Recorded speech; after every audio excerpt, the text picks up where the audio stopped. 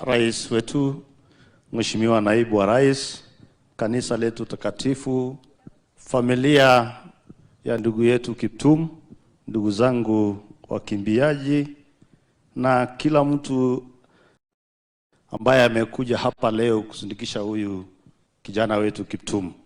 Kwa niaba yangu, kwa niaba ya familia yangu, kwa niaba ya marafiki wengi, mimi tumekuja hapa kusema pole kwa sababu tumepoteza Kiptum akiwa mchanga sana. Mimi rais, nataka nikushukuru sana.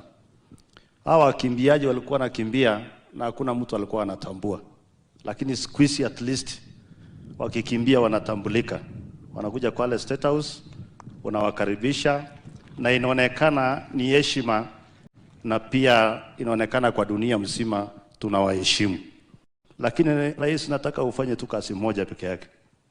Unajua hawa wakimbiaji pia ni watoto wetu na ni watoto wako. Nataka uchukue nafasi, uketi na wao.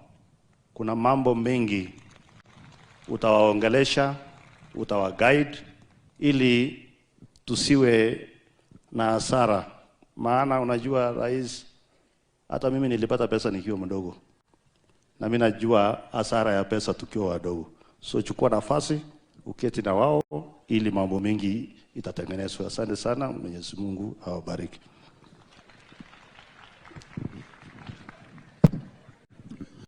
Rais wa Jamhuri ya Kenya William Samoei Ruto, Naibu wa Rais Rigiji, Chief Minister, all protocols observed, bila kusahau familia ya mwenda zake Kitar.